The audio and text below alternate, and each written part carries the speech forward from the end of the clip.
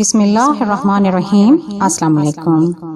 Urdu story centre سے آپ سب کو خوش آمدید کہتے ہیں۔ پیش خدمت ہے اردو ناول روح کے شکاری کا اگلا حصہ۔ باہر کی فضا میں اندر کی نسبت کچھ زیادہ ٹھنڈک تھی۔ روتھن کا گھوڑا اپنے مالک کی آہٹ پہچان کر ناک سے آوازیں نکالنے لگا تو روتھن نے اپنے گھوڑے کی لگامیں کھولی اور پھر اس کی پشت پر سوار ہو کر گھوڑے کو اس سمت دوڑانے لگا جدھر سے گانے کی آوازیں آ رہی تھیں۔ دن کی روشنی میں بستی اچھی طرح نہیں دیکھی جا سکتی تھی، لیکن ہوا کے دوش پر رقص کی آوازیں اس کی رہنمائی کر رہی تھیں اور وہ آوازوں کی سمت بڑھا جا رہا تھا۔ گھوڑا آہستہ آہستہ بستی کے آخری سرے کی جانب چل پڑا۔ حیرت اس بات کی تھی کہ بستی کے گھروں سے کسی بچے کے رونے کی آواز بھی نہیں آ رہی تھی۔ ہر سو مکمل خاموشی اور سناٹے کا راج تھا۔ رقص کی آواز بھی مسلسل نہیں آ رہی تھی۔ بس جب ہوا کے جھونکے کا رخ اس طرف ہوتا تو گھنگروں کی جھنکار اور سازوں کی آواز ایسا لگتا تھا جیسے بالکل قریب آ کر گزر گئی ہو۔ کہیں کتے تک نہیں بھونک رہے تھے۔ روتھن ایک عجیب سی کیفیت کا شکار ہو کر آگے بڑھتا رہا اور آخرکار بستی کا آخری مکان بھی پیچھے رہ گیا۔ اس کا گھوڑا اس لک و دک میدان میں آہستہ روی سے چل رہا تھا۔ تاریکی میں ڈوبے ہوئے درخت سر جھکائے کھڑے تھے اور یوں لگتا تھا جیسے جنگل بھی گہری نیند سو رہا ہو۔ کھلی جگہ میں آنے کے بعد یہ آوازیں کچھ زیادہ محسوس ہونے لگیں۔ روتھن نے گھوڑے کی رفتار کچھ کم کر دی تھی۔ اس کے بعد وہ ایک بلند سی جگہ پہنچ گیا اور اس نے چاروں طرف نگاہیں دوڑائیں۔ تب اسے اپنے بائیں سمت ڈھلان پر ایک مدھم سی روشنی دکھائی دی اور روتھن نے ایک گہری سانس لی۔ اس نے بستی کے لوگوں کے بارے میں پوچھا۔ تعجب کی بات ہے کہ یہ لوگ اپنے گھروں کو تاریک کر دیتے ہیں اور کھلے میدانوں میں رنگ رلیاں مناتے ہیں۔ بہرحال گھوڑے کا رخ تبدیل ہو گیا اور وہ مدھم روشنی کی سمت چل پڑا۔ اس نے اب گھوڑے کی رفتار کسی حد تک تیز کر دی تھی۔ ستاروں کی مدھم روشنی میں ہموار زمین نظر آ رہی تھی، چنانچہ گھوڑے کو بھی آگے بڑھنے میں کوئی دقت نہیں ہو رہی تھی۔ روتھن روشنی پر نگاہیں جمائے اس سمت جا رہا تھا۔ روشنی کے آس پاس درختوں کے جھنڈ بھی نظر آ رہے تھے اور یہیں پہ رقص کی محفل جمی ہوئی تھی۔ روتھن کے گھوڑے کی رفتار اچھی خاصی تیز ہو گئی اور وہ تھوڑی دیر بعد ان درختوں کے پاس پہنچ گیا جہاں روشنی ہو رہی تھی، لیکن یہ اس کی غلط فہمی تھی۔ کچھ اس طرح کا اندازہ ہوا تھا اسے جیسے روشنی ان درختوں کے پاس ہو، لیکن درختوں کے قریب آ کر اسے احساس ہوا کہ یہ تو اس کا وہم تھا۔ روشنی اب بھی درختوں سے کافی فاصلے پر تھی۔ اس نے عجیب سے انداز میں گردن جھٹکی اور گھوڑے کو ایک بار پھر تیز رفتاری سے آگے دوڑا دیا۔ سازوں کی آواز بہت عجیب تھی اور بڑی دلکش بھی۔ ان سازوں میں کسی رقاصہ کے گھنگروں کی جھنکار شامل تھی۔ ڈھولک کی تھاپ یہ بتا رہی تھی کہ ساز بجانے والے اپنے فن کے ماہر ہیں۔ روتھن روشنی پر نگاہیں جمائے آگے بڑھتا رہا، لیکن اچانک ہی اسے ایک عجیب سا احساس ہوا اور وہ ٹھٹک گیا۔ اب پہلی بار اسے اس کا اندازہ ہوا تھا کہ یہ روشنی کے ساتھ ساتھ آگے بڑھ رہی تھی۔ بستی اب اتنی پیچھے رہ گئی تھی کہ اب اس کے دھندلے نقوش بھی واضح نہیں تھے، لیکن روشنی ابھی تک سامنے نہیں آئی تھی۔ روتھن حیران ہو گیا اور پھر اس کی رگ تجسس پھڑکی۔ اس نے سوچا کہ آخر بستی سے اتنے فاصلے پر یہ جشن منانے والے کون ہیں؟ کچھ معلوم تو ہونا چاہیے۔ ممکن ہے ان کا تعلق اس بستی سے نہ ہو۔ اور وہ آگے بڑھا۔ اچانک اسے اپنے عقب سے ایک آواز سنائی دی۔ اس نے گھوڑے کی لگامیں کھینچی، لیکن دور دور تک گہری خاموشی اور سناٹا تھا۔ پیچھے سے آنے والی آواز کا راز اسے معلوم نہیں ہو سکا تھا۔ اس نے پلٹ کر روشنی کی طرف دیکھا اور دوسرے لمحے اس کا منہ حیرت سے کھل گیا۔ روشنی اب وہاں نہیں تھی، لیکن سازوں کی جھنکار مسلسل ابھر رہی تھی۔ اچانک ہی روتھن کو احساس ہوا کہ یہ کچھ اور ہی صورتحال ہے۔ یہ بات پہلے ہی پتہ چل چکی تھی کہ یہ طلسمی بستی تھی اور یہ علاقے صحرائے افسوں کہلاتے تھے۔ یہاں کی کہانیاں بڑی عجیب و غریب ہوا کرتی تھیں اور وہ انہی کہانیوں کی تلاش میں اس طرف آئے تھے۔ تو کیا یہ گھنگروں کی جھنکار اور سازوں کی آواز کوئی فریب ہے؟ صحرا کے اس فریب میں جکڑ کر وہ بستی سے اتنی دور نکل آیا تھا اور اب عقل کا تقاضا یہی تھا کہ واپس بستی کی جانب نکل پڑے۔ چنانچہ اس نے کچھ لمحے سوچنے کے بعد گھوڑے کا رخ تبدیل کیا اور اسی وقت سازوں کی آواز بلند ہو گئی۔ اس بار اسے روشنی اپنے داہنے ہاتھ پر زیادہ سے زیادہ 200 قدم کے فاصلے پر نظر آئی۔ اس روشنی میں کچھ سائے بھی متحرک تھے اور روتھن کو بھی یقین ہو گیا کہ یہ سب کچھ صحرا کا فریب ہے اور اس میں کوئی پراسرار کہانی چھپی ہوئی ہے۔ عقل کا تقاضا تو یہی تھا کہ واپس سیدھا بستی کی طرف چلا جائے اور خاموشی سے اپنی قیام گاہ میں پہنچ جائے۔ دن کی روشنی میں اسے روشنی کی کہانی کے متعلق معلوم کرنا زیادہ بہتر ہوگا۔ اس نے ایک بار پھر قدم آگے بڑھائے کہ دفعتاً اس کا گھوڑا علف ہو گیا۔ اگر وہ ماہر شاہ سوار نہ ہوتا تو گھوڑے کی پشت سے گر پڑتا، لیکن بہرحال گھوڑے کی پیٹھ سے اترنا پڑا کیونکہ گھوڑا الف ہونے کے بعد سر کے بل زمین پر آیا تھا اور روتھن نے پھرتی سے اس کی پیٹھ سے چھلانگ لگا کر اپنی جان بچائی تھی۔ گھوڑے کا سر زمین سے ٹکرایا اور پھر وہ الٹ گیا۔ روتھن ایک لمحے کے لیے بدحواس ہو گیا، اس کی سمجھ میں نہیں آیا تھا کہ گھوڑے کی یہ کیفیت کیسے ہوئی، لیکن پھر اس نے گھوڑے کو کھر رگڑ رگڑ کر زمین پر تڑپتے ہوئے دیکھا۔ اس کی گردن کے عین نیچے سے خون کا فوارہ پھوٹتا ہوا نظر آ رہا تھا۔ روتھن اچھل کر پیچھے ہٹ گیا۔ یہ اندازہ لگانے میں اسے کوئی دقت نہیں ہوئی کہ گھوڑے کی گولی لگی ہے، لیکن نہ تو کوئی فائر کی آواز ہوئی تھی اور نہ کہیں سے رائفل کی چنگاری نظر آئی تھی۔ اس کے باوجود روتھن پھرتی سے کام لے کر زمین پر بیٹھ گیا۔ خاموش ہتھیاروں سے چلائی جانے والی گولیاں کسی بھی سمت سے آ کر اسے چاٹ سکتی تھیں، اور اب روتھن کو یقین ہو گیا تھا کہ کوئی ضرور گڑبڑ ہے۔ اس نے فوراً ہی وہ جگہ چھوڑ دی جہاں گھوڑے سے کودا تھا اور ہاتھوں اور پیروں سے رینگتا ہوا پھرتی سے ایک طرف بڑھنے لگا۔ وہ سوچ رہا تھا کہ کسی ایسی چٹان کو آڑ لے جہاں گولیوں سے محفوظ رہا جا سکے، اور اس کے بعد یہ جائزہ لینے کی کوشش کرے کہ گولی کہاں سے چلائی گئی ہے۔ آخرکار وہ تیزی سے ایک چٹان کے عقب میں پہنچ گیا اور یہاں رک کر گہری گہری سانس لینے لگا۔ پھر دفعتاً اسے دوڑتے قدموں کی آوازیں سنائی دیں اور روتھن اس طرف دیکھنے لگا۔ کوئی اس کے بائیں سمت سے دوڑتا ہوا ایک طرف گیا تھا اور آوازیں ایک سے زیادہ انسانوں کے دوڑنے کی تھیں۔ روتھن کا سانس رک گیا تو پھر اس نے ایک جگہ چھوڑ دی اور ایک اور چٹان کو تاک لیا۔ وہ دوڑ کر اس چٹان کی آڑ میں جا پہنچا۔ ایک بار پھر اسے آوازیں سنائی دیں، لیکن اس بار یہ آوازیں دوڑتے قدموں کی نہیں تھیں، بلکہ کچھ انسانوں کی سرگوشیاں تھیں۔ یہ سرگوشیاں ان درختوں کی سمت سے آ رہی تھیں جو اس سے 20 قدم کے فاصلے پر تھے۔ روتھن کے ہونٹ بھینچ گئے۔ پھر وہ آہستہ آہستہ چٹانوں کی آڑ لیتا ہوا آگے بڑھنے لگا اور درختوں کے قریب پہنچا ہی تھا کہ اچانک اسے احساس ہوا جیسے کوئی عجیب سی شے اس پر آ پڑی ہو، نرم اور لچکدار۔ اس نے ہاتھ پاؤں مارے لیکن زمین اس کے پیروں کے نیچے سے نکل گئی اور وہ خلا میں اوپر اٹھتا چلا گیا۔ اسے اندازہ نہیں ہو سکا تھا کہ کتنا اونچا اٹھا ہے۔ اچانک ہی اس کے سر پر قیامت ٹوٹ پڑی۔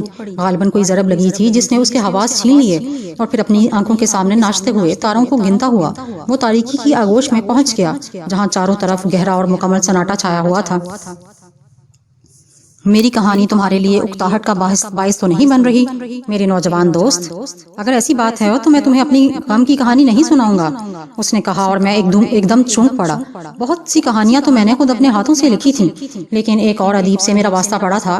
یہ شخص جو کچھ سنا رہا تھا وہ میرے لیے بے حد سنسنی خیز تھا، اور حقیقت یہ ہے کہ پہاڑوں اور صحراؤں کی سرزمین سحر میرے لیے نہ جانے کون سی دنیا کی دروازے کھول رہی تھی، اور میں ایک عجیب سی کیفیت کا شکار تھا۔ زیانہ کی یہ وادی یقینی طور پر انتہائی پراسرار ہو گئی، اور سب سے بڑی بات یہ تھی کہ میں پرشیانہ کے بارے میں جاننا چاہتا تھا۔ روتھن اور زیراس بھی میرے لیے قابل توجہ تھے، مقال اس شخص کے کہ روتھن اس کا اپنا بیٹا تھا، پرشیانہ کا بھائی، اور زیراس اس آبادی کے سردار ہارلس کا بیٹا۔ یہ سارا کھیل کیسے ہوا؟ اور اس کے علاوہ ایک اور بات بھی میرے ذہن میں مسلسل چکراتی رہتی تھی۔ پرشیانہ نے بھی کہا تھا کہ یہ لوگ میری پذیرائی بلا وجہ نہیں کر رہے، بلکہ ایک اہم ذمہ داری میرے سپرد کرنا چاہتے ہیں۔ وہ ذمہ داری کیا تھی؟ یہ میرے لیے ناقابل فہم سی بات تھی، لیکن بہرحال ان ساری باتوں میں دلکشی ضرور تھی، اور میں دیکھنا چاہتا تھا کہ یہ سب کیا ہے۔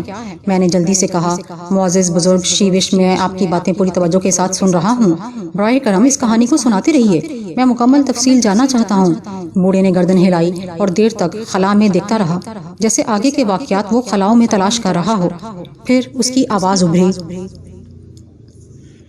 ادھر روتھن کے ساتھ یہ واقعات پیش آئے تھے، اور دوسری طرف اس کے جانے کے بعد زیراس گہری نیند سو گیا تھا، لیکن نیند سے بیدار ہونے کے بعد جب اسے رات کے واقعات یاد آئے تو اس کی نگاہیں روتھن کے بستر کی جانب اٹھ گئیں۔ اس نے دیکھا کہ روتھن کا بستر خالی ہے، لیکن اس وقت اسے کوئی تشویش نہیں ہوئی۔ وہ یہی سمجھا تھا کہ روتھن شاید جلدی جاگ گیا ہے۔ بہرحال اس نے منہ ہاتھ دھویا۔ اسی وقت بوڑھا ہاتھوں میں ناشتے کا سامان لیے اندر آ گیا۔ اس نے ادھر ادھر دیکھا تو زیراس نے اس سے سوال کر لیا، میرا ساتھی کیا نیچے موجود ہے؟ بالکل نہیں، نیچے تو وہ آیا ہی نہیں۔ دفعتاً ہی زیراس کو رات کے واقعات یاد آئے، ڈھول کی آواز، اس پر روتھن کی بے چینی۔ دوسرے لمحے وہ حیران رہ گیا۔ اس نے کہا، تم ذرا اس کا گھوڑا دیکھو اور مجھے بتاؤ کہ اس کا گھوڑا موجود ہے۔ بوڑھا حیرانی سے اسے دیکھنے لگا، پھر بولا، کیا رات کے کسی حصے وہ باہر نکلا تھا؟ ہاں، مجھے یاد آیا کہ باہر کا دروازہ بھی مجھے کھلا ہوا ملا تھا۔ میں 1 منٹ ابھی دیکھتا ہوں کہ گھوڑا موجود ہے کہ نہیں۔ زیراس کو احساس ہونے لگا تھا کہ روتھن یعنی یقیناً ان جھنکاروں کی جانب دوڑ پڑا ہوگا، کہیں ایسا نہ ہو کہ اسے کوئی نقصان پہنچ گیا ہو۔ ساری رات گزر گئی تھی، اگر وہ رقص دیکھنے دوڑ پڑا تھا تو اب تک اسے واپس آ جانا چاہیے تھا۔ چنانچہ زیراس بے چین ہو کر نیچے اتر آیا۔ جب وہ راہداری میں پہنچا تو قہوہ خانے کے بڑے ہال نما حصے میں اس نے بہت سی میزوں کو بھرے ہوئے دیکھا۔ لوگ کھانے پینے سے شغل کر رہے تھے۔ ایک انتہائی قوی ہیکل آدمی قہوے کے برتن سامنے رکھے قہوہ پی رہا تھا۔ اس کی شخصیت بےحد گھناؤنی تھی اور جسامت بے شک بہت زیادہ، لیکن بے ڈھنگی سی، بڑی ہوئی داڑھی، بھووں کے بال تو پپوٹوں پر گڑے ہوئے تھے۔ سر کے بال بے حد لمبے اور بے ترتیب، آنکھوں میں غلاظت جمی ہوئی تھی، یوں لگتا تھا جیسے اس نے مہینوں سے اپنے چہرے پر پانی کا چھینٹا بھی نہ ڈالا ہو۔ بہرحال زیراس نے ایک نگاہ اس پر ڈالی اور پھر اندر پہنچا تو تقریباً تمام ہی نظریں اس کی جانب اٹھ گئیں۔ قہوہ خانے کا بوڑھا مالک، جو شاید دروازے کے باہر روتھن کے گھوڑے کو دیکھنے گیا اور اندر داخل ہوا اور بولا، نہیں، تمہارے ساتھی کا گھوڑا موجود نہیں ہے، اس کا مطلب ہے کہ وہ اپنے گھوڑے پر بیٹھ کر کہیں گیا ہے۔ لیکن وہ کہاں جا سکتا ہے؟ زیراس نے سوچتے ہوئے کہا، بھلا مجھے کیا معلوم؟ ایک بات بتاؤ، رات کو ناچ گانے کی محفل کہاں جمی تھی؟ بستی کے کون سے حصے میں جشن برپا تھا؟ زیراس کے اس سوال کو دوسرے لوگوں نے بھی سنا تھا اور چونک کر اسے دیکھنے لگے۔ قہوہ خانے کے بوڑھے مالک کے چہرے پر ایک لمحے کے لیے خوف کے آثار نظر آئے۔ اس نے مدھم لہجے میں کہا، کیا بات کرتے ہو؟ یہاں تو ایک عرصہ ہو گیا، بھلا ناچ گانے کی محفل کون برپا کرے گا؟ یہ تو بہت پرانی بات ہے، جب یہاں بھی کبھی زندگی کے آثار نظر آتے تھے۔ لیکن میں نے خود اپنے کانوں سے ڈھول اور ساز بجنے کی آوازیں سنی تھیں، اور وہ ہوا کے دوش پر آ رہی تھیں، اور اس میں گھنگروں کی جھنکار بھی شامل تھی۔ وہ تمہارا وہ ساتھی ناچ رنگ دیکھنے کے لیے دوڑا چلا گیا تھا۔ یہ الفاظ اسے بے ڈھنگے اور بے ترتیب شخص نے کہے تھے۔ اس کے انداز میں مذاق اڑانے کی سی کیفیت تھی، اور پھر وہ آنکھیں بند کر کے گردن ہلا ہلا کر بطخ جیسی آوازیں اپنے حلق سے نکالنے لگا۔ شاید وہ ہنس رہا تھا۔ زیراس نے اس کو دیکھا اور آگے بڑھ کر اس کے قریب پہنچ گیا۔ اس میں ہنسنے کی کیا بات ہے؟ بے ڈھنگے شخص نے زیراس کی بات کا جواب دیے بغیر سامنے رکھا ہوا قہوہ کو بڑا برتن اٹھایا تو زیراس نے ہاتھ بڑھا کر اس قہوے پینے سے روک دیا۔ میں نے پوچھا، تمہارے ہنسنے کا کیا مطلب ہے؟ صاف مطلب ہے، جاؤ کسی ویرانے میں اپنی ساتھی کی لاش تلاش کرو۔ جواب میں زیراس کا الٹا ہاتھ گھوم گیا، لیکن قہوہ پینے والا شخص پیچھے ہٹ گیا اور زیراس کا وار خالی گیا۔ وہ خونی نگاہوں سے کبھی ہیکل آدمی کو دیکھ رہا تھا، کبھی ہیکل آدمی نے دونوں ہاتھ میز پر رکھے اور کھڑا ہو گیا۔ اس کا قد زیراس سے کوئی 1 فٹ اونچا نکلا تھا۔ حالانکہ زیراس ایک دراز قد آدمی تھا، لیکن سامنے والے کے شانے زیراس کے شانوں کے مقابلے میں بہت چوڑے تھے۔ اس کی غلیظ آنکھوں میں ایک لمحے کے لیے خون کے آثار نظر آئے تھے، لیکن پھر اچانک ہی اس کے چہرے کے تاثرات بدل گئے۔ وہ آہستہ آہستہ واپس آ کر اپنی میز پر بیٹھ گیا اور اس نے پھر اپنے برتن کی جانب ہاتھ بڑھائے، لیکن زیراس نے ایک بار پھر اس کا قہوے کا برتن پیچھے سرکا دیا۔ میرے سوال کا جواب دیے بغیر تم قہوہ نہیں پی سکتے، زیراس غرایا۔ جواب تو تجھے سب لوگ دیکھ سکتے ہیں، ان سب سے پوچھ لے، میں اکیلا ہی تو نہیں ہوں۔ صحراؤں میں ابھرنے والی ناچ گانے اور گھنگروں کی جھنکار موت کی دعوت دیتی ہوتی ہے، اور اس دعوت پر ایک قدم آگے بڑھانے والا اپنی موت کی جانب پہلا قدم بڑھاتا ہے۔ آج تک تو یہی ہوا ہے، اور یہ فرض اس بوڑھے پاگل کا تھا جو اس قہوہ خانے کا مالک ہے کہ تمہیں اس بات سے آگاہ کرتا۔ یہ اس کی ذمہ داری تھی، لیکن میری سمجھ میں کچھ نہیں آیا۔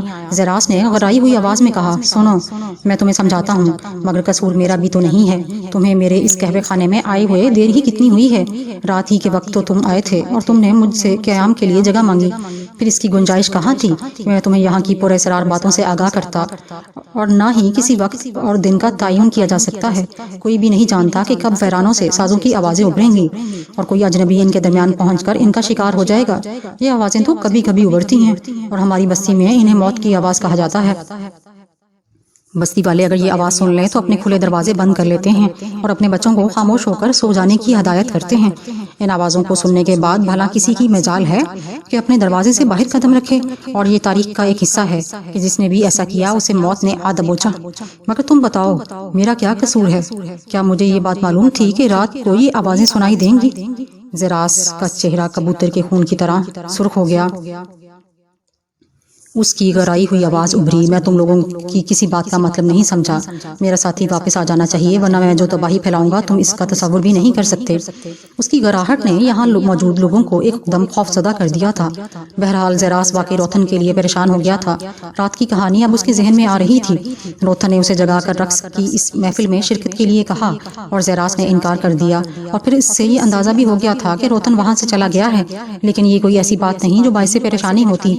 اس کا خیال تھا کہ ناچ رنگ کی محفل سے لطف اندوز ہونے کے بعد روتھن واپس آ جائے گا، لیکن اب یہ لوگ عجیب و غریب کہانیاں سنا رہے تھے۔ جنہوں نے اسے پریشان کر دیا تھا۔ بہرحال وہ باہر نکل آیا، اس نے اپنے گھوڑے کی لگامیں کھولیں اور اس پر سوار ہو کر آگے بڑھ گیا۔ وہ چاروں طرف نگاہیں دوڑاتا ہوا سست روی سے آگے بڑھ رہا تھا، لیکن تھوڑا ہی فاصلہ طے کرنے کے بعد اسے احساس ہوا کہ کوئی اس کے تعاقب میں ہے۔ اس نے پلٹ کر دیکھا اور یہ دیکھ کر حیران رہ گیا کہ یہ وہی لمبے چوڑے قد و قامت کا آدمی ہے جو وہاں قہوہ پی رہا تھا، اور اس سے زراس کی تھوڑی سی ٹسل ہو گئی تھی۔ زراس اپنا گھوڑا آگے بڑھاتا رہا۔ لمبے چوڑے آدمی نے اس سے کوئی 50 قدم کا فاصلہ رکھا، اور اب اس بات میں کوئی شک و شبہ نہیں رہا تھا کہ وہ اسی کے پیچھے آ رہا ہے، لیکن اس سے کوئی فرق نہیں پڑتا تھا۔ زراس اس وقت صرف اور صرف روتن کے لیے پریشان تھا۔ وہ بستی کے آخری سرے تک نکل آیا تھا، لیکن کوئی اندازہ نہیں ہو رہا تھا کہ وہ کس سمت گیا ہوگا۔ لوگوں کی زبانی جو کہانیاں اس نے سنی تھیں انہوں نے اسے تشویش میں مبتلا کر دیا تھا۔ آخرکار بستی پیچھے رہ گئی، لیکن کبھی ہیکل آدمی بس دستور اس کے پیچھے چلا آ رہا تھا۔ تب زراس نے اپنے گھوڑے کی لگام میں کھینچی اور اس کے قریب آنے کا انتظار کرنے لگا، لیکن اس نے محسوس کیا کہ دوسرا آدمی اس کے پاس آنے سے کترا رہا ہے۔ مجبوراً زراس نے ہاتھ اٹھا کر اسے پکارا، او لمبے بیوقوف کے بچے، جب میرا پیچھا کر رہا ہے تو مجھ سے ڈر کیوں رہا ہے؟ آ قریب آ جا۔ کبھی ہیکل آدمی نے اپنے گھوڑے کا رخ اس کی جانب کر دیا اور کچھ لمحوں کے بعد اس کے قریب پہنچ گیا۔ زراس اسے بے غور دیکھ رہا تھا۔ کبھی ہیکل آدمی اس کے قریب پہنچ کر بولا، میرا نام ہیرک ہے، میں اس بستی میں رہتا ہوں، لیکن تیرا مجھ پہ غصہ بیکار تھا۔ بھلا ان تمام باتوں سے میرا کیا تعلق؟ میں نے تو وہ بات اس سے کہی تھی جو حقیقت پر مبنی ہے۔ میرے علاوہ بھی تو اگر کسی سے یہ سوال کرتا تو وہ یہی جواب دیتا تجھے۔ لیکن ہیرک، یہ ساری کہانی میری سمجھ میں بالکل نہیں آئی۔ زراس نے دوستانہ لہجہ اختیار کیا۔ ہیرک نے کہا، یہ کہانی کسی کی سمجھ میں نہیں آتی، لیکن اس میں کوئی شک نہیں اور اس آبادی کا بچہ جانتا ہے کہ جب صحرا میں رقص کی دیوی حالت رقص میں ہوتی ہے تو چاروں طرف موت کے بگولے چکراتے رہتے ہیں، اور کوئی بھی گھنگروں کی اس جنکار کو تلاش کرنے نکل پڑے تو کبھی واپس نہیں آتا۔ ایسا بہت بار ہو چکا ہے اور سب جانتے ہیں، بلکہ کبھی تو یوں بھی ہوتا ہے کہ تجسس کے مارے اپنے گھروں کے دروازوں پر آ کھڑے ہوئے، صبح کو ان کی لاشیں ان کے دروازوں پر اکڑی ہوئی ملی، لیکن یہ کوئی نہیں بتا سکتا کہ ان کی موت کی کیا وجہ تھی۔ نہ ان کے جسموں پر زخم ہوتے ہیں، نہ ہی وہ دم گھٹنے سے مرتے ہیں، بلکہ وہ مردہ ہوتے ہیں، اور ایسے بہت سے لوگ ایسی موت کا شکار ہو چکے ہیں۔ تعجب کی بات ہے، کیا بستی کے لوگوں نے یہ معلوم نہیں کرنا چاہا کہ آخر ایسا کیوں ہوتا ہے؟ زراس نے پوچھا۔ بستی میں کوئی بھی اتنا دلیر نہیں ہے۔ بڑے بڑے دلیروں نے یہ بات معلوم کرنے کے لیے متعدد منصوبے بنائے، اور ان کے اہل خانہ آج تک ان کو روتے ہیں اور ان کی قبروں پر جا کر یہ سوال کرتے ہیں کہ آخر انہوں نے کیا دیکھا۔ وہ واقعی یہ تو بڑی حیران کن بات ہے، زراس نے کہا، اور وہ مزید پریشان ہو گیا کیونکہ اسے اس بات کا اچھی طرح علم تھا کہ روتن اسی رقص کو دیکھنے گیا تھا اور ابھی تک واپس نہیں لوٹا۔ وہ زندہ ہے یا مردہ اس کے بارے میں کچھ پتہ نہیں تھا۔ ہیرک اس کے ساتھ ساتھ آگے بڑھتا رہا۔ تھوڑی دیر بعد بولا، او ہو، وہ دیکھو، اس طرف دیکھو، وہ ایک سیاہ دھبا نظر آ رہا ہے۔ میری آنکھیں ان علاقوں کو پوری طرح جانتی ہیں، یہاں کا ایک ایک نقش میرے ذہن میں موجود ہے۔ وہ دھبا میرے لیے اجنبی ہے، آؤ ذرا ادھر چلتے ہیں، دیکھیں کیا ہے وہ۔ اور اس کے ساتھ ہی اس نے اپنے گھوڑے کو اس سمت موڑ دیا۔ زراس نے فوراً اس کا تعاقب کیا، اور تھوڑی دیر کے بعد وہ دونوں گھوڑے کی اس لاش کے پاس پہنچ گئے جس کے گردن کے نیچے ایک گہرا سوراخ بنا ہوا تھا، اور اس سوراخ سے نکلا ہوا خون گھوڑے کے بدن پر جگہ جگہ جم گیا تھا۔ یہ پہچاننے میں زراس کو ذرا بھی دقت نہیں ہوئی تھی کہ یہ روتن ہی کا گھوڑا ہے۔ گھوڑے کی اس کیفیت کو دیکھ کر زراس کی پریشانی اور بڑھ گئی، اور وہ چاروں طرف نگاہیں دوڑانے لگا۔ اس کی آنکھوں میں آہستہ آہستہ خون اترتا آ رہا تھا۔ گھوڑے کی موت اس بات کا انتظار کرتی تھی کہ خود روتن بھی کسی حادثے کا شکار ہو گیا ہے، لیکن کیسا حادثہ؟ دور دور تک کوئی نشان نظر نہیں آ رہا تھا۔ پھر زراس کی نگاہیں ہیرک پر جم گئیں، جو خود بھی گھوڑے سے نیچے اتر کر چاروں طرف نگاہیں دوڑا رہا تھا۔ پھر اچانک ہی وہ اپنے ہاتھوں اور پیروں کے بل زمین پر بیٹھ گیا۔ اس کے چہرے پر تجسس کے آثار تھے۔ زراس نے دیکھا کہ وہ ہاتھوں پیروں کے بل چلتا ہوا ایک سمت بڑھتا چلا جا رہا ہے۔ اس وقت اس کا انداز بڑا عجیب سا تھا۔ وہ اس طرف سے چلتا ہوا کافی دور نکل گیا، اور دفتن ہی زراس نے اپنا ریوالور نکال کر ہاتھ میں لے لیا۔ اسے شبہ ہوا کہ یہ کبھی ہیکل آدمی دھوکہ دے کر نکل بھاگ جانا چاہتا ہے، اور اس کے لیے اس نے یہ طریقہ اختیار کیا ہے۔ زراس کی گہری نگاہیں اس کا جائزہ لے رہی تھیں۔ وہ اس کے لیے تیار ہو گیا کہ اگر یہ شخص اس کی نگاہوں سے اوجھل ہو جائے تو وہ فوراً اس کا تعاقب کر کے اسے پکڑ لے۔ ہیرک چلتا چلتا درختوں کے جھنڈ کے پاس پہنچ گیا۔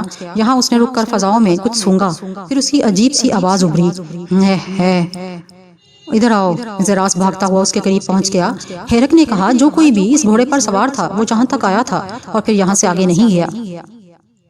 مطلب کچھ نہیں. اگر کھوپڑی کام کرتی ہے تو میری بات کو سمجھنے کی کوشش کرو. میں ایک بار کے بعد دوبارہ کوئی بات نہیں کہتا. زیراس نے جھلا کر اس کا گریبان پکڑ لیا اور غرغراتی ہوئی آواز میں بولا, اگر تمہاری اس بستی میں میرے ساتھی کو کوئی نقصان پہنچا تو یہ بستی صرف اور صرف ایک کھنڈر نظر آئے گی. یہ بات ذہن میں رکھنا. میرا نام زیراس ہے. ہیرک نے آنکھیں سکیڑ کر زیراس کو دیکھا اور پھر ہنسنے لگا. زیراس نے اس کا گریبان چھوڑ دیا. ہیرک بولا, بہادر, اس بستی کے لوگوں کو تو نہ جانے کب سے کسی ایسے شخص کا انتظار ہے جو اسے کھنڈر بناتے ہیں. تیرے جیسی بیوقوفی کی باتیں بہت سے لوگ کرتے ہیں لیکن کوئی عمل کر کے نہیں دکھاتا. یہ بات اپنے ذہن میں بٹھا لے کہ تیرے ساتھی کو نقصان پہنچ چکا ہے اور میں نے تجھ سے پہلے بھی کہا تھا کہ اس کی لاش یہیں کہیں کسی ویرانے میں پڑی ہوگی. تو اگر چاہے تو اسے تلاش کر سکتا ہے اور میں اس سے زیادہ تیرا ساتھ نہیں دے سکتا. یہ سن کر زیراس کا سر چکرا گیا تھا لیکن اس نے خود کو سنبھالا اور سرد لہجے میں بولا, اس بستی کے بارے میں مجھے پوری تفصیل بتا ہیرک. ہاں ضرور. ویسے میں تجھے ایک نام بتاؤں, اگر تو اس سے مل لے تو یہ سمجھ لے کہ تیرا کام آسان ہو جائے گا. وہ کون ہے؟ سیمون تیری مشکلات کا حل بن سکتی ہے. یہ کون ہے؟ بول. یہ ضرور سمجھ لے یہ تیری آخری امید ہوگی. کیا وہ کوئی عورت ہے؟ ہاں. تو اسے بستی کی سردار سمجھ سکتا ہے. اس بستی کی سردار کوئی عورت ہے؟ اب تو یہ سوال کرے گا کہ اس بستی کی سردار عورت کیوں ہے. ذہن میں تو یہی بات آتی ہے. ذہن تیرا ہے, میں اس بارے میں کیا کہہ سکتا ہوں, لیکن ان بیوقوفی کی سوالوں سے تجھے کچھ حاصل نہیں ہوگا. دیکھ, میرے سامنے فضول باتیں مت کر. جب تک میرا ساتھی نہیں مل جاتا میرا دماغ میرے قابو میں نہیں آ سکتا. زیراس نے ناگوار لہجے میں کہا. اور مجھے بیوقوف کو دیکھ جو بلا وجہ ہی تیرے پیچھے چلا آیا. مگر کیا کروں, اپنی عادت سے مجبور ہوں. کسی بھی پریشان شخص کو دیکھ کر میرے دل میں ہمدردی کی لہریں اٹھنے لگتی ہیں. پھر میں پکڑا جاتا ہوں, الٹا لٹکا دیا جاتا ہوں اور میرے جسم پر کوڑے مارے جاتے ہیں. تو یقین کر ہفتوں زخمی رہتا ہوں. میرے زخموں سے خون رستا رہتا ہے. مگر انسان عادت سے مجبور رہتا ہے. بس اب یہ عادت ہے اور میں کیا کہہ سکتا ہوں تجھ سے. کیا سمجھا؟ تم مجھے سمون کے بارے میں بتا. اسے بھی سب جانتے ہیں. جس سے پوچھے گا اس کا پتہ بتا دے گا. میں تیرے باپ کا نوکر نہیں ہوں کہ اب یہاں رک کر تیری فضول باتیں سنوں اور تجھے تیری فضول باتوں کے جواب دوں. اس نے کہا اور واپسی کے لیے مڑ گیا. زیراس خاموشی سے اسے جاتے دیکھتا رہا یہاں تک کہ ہیرک اپنے گھوڑے کے پاس پہنچا اور اس پر سوار ہو گیا. دیکھتے ہی دیکھتے اس کا گھوڑا زیراس کی آنکھوں سے اوجھل ہو گیا. تب اسے ہیرک کے الفاظ یاد آئے اور وہ پریشانیوں کا شکار ہو گیا. اگر اس کا ساتھی روتھن ہلاک ہو گیا تو یہ اس کی زندگی کا سب سے بڑا نقصان ہوگا اور نہیں کہا جا سکتا کہ اس کے بعد زندگی کس انداز میں گزرے. لیکن اگر ایسا ہوا ہے تو ایسا کس نے کیا ہے؟ کیا اس سلسلے میں سیمون واقعی کچھ بتا سکتی ہے؟ سیمون بستی کی سردار, اس نے سوچا اور عجیب سی کیفیت کا شکار ہو گیا. پھر اس کے منہ سے بھربھراہٹ نکلی. واقعی پاگلوں کی بستی ہے یہ. وادی سحر کہا جائے تو غلط نہیں ہوگا. دیر تک وہ ادھر ادھر نگاہیں دوڑاتا رہا. پھر کچھ سوچنے کے بعد اس نے جوتے اتارے اور اونچے درخت پر چڑھنے لگا. درخت ہی ایک اونچی شاخ پر چڑھنے لگا تو اس نے وہاں نگاہیں دوڑائیں لیکن کوئی ایسا نشان, کوئی ایسی چیز نظر نہ آئی جس سے روتن کو کا کچھ نشان ملتا. اس نے سوچا کہ اگر گھوڑے کے ساتھ روتن کو ہلاک کر دیا تو اصلی صورت میں اس کی لاش بھی کہیں آس پاس ہی ہونی چاہیے. لیکن لاش کہیں بھی نظر نہیں آ رہی تھی. دفتن ہی اس کے ذہن کو ایک سکون کا احساس ہوا. روتن کا ماضی اس کے ذہن میں آیا. اسے مار لینا اتنا آسان نہیں ہے. ہو سکتا ہے گھوڑے کو ہلاک کرنے والوں نے اس کو بھی نشانہ بنایا ہو, لیکن روتھن آسانی سے کسی کا شکار نہیں بن سکتا. یہ سوچ کر اسے خاصا سکون ہوا تھا. اس کے بعد وہ درخت سے اترا اور اپنے گھوڑے کے قریب پہنچ گیا. اب بستی واپس جا کر سیمون کے بارے میں معلوم کرنا ضروری تھا. ویسے وہ شخص جس کا نام ہیرک تھا خاصا پراسرار آدمی تھا اور اس نے جو نشاندہی کی تھی وہ غور کے قابل تھی. یقیناً سیمون اس بارے میں کوئی اہمیت رکھتی ہے اور شاید یہ بتا سکتی ہے کہ روتن کو ہلاک کرنے کی کوشش کرنے والے کون ہو سکتے ہیں. ویسے واقعی یہ انتہائی پراسرار بستی تھی. حالانکہ جس طرح سے اس نے اس بستی کے مکانات اور ان کے طرز تعمیر دیکھا تھا اس سے یہ احساس ہوتا تھا کہ یہ زی آنا کی اچھی آبادیوں میں سے ہے.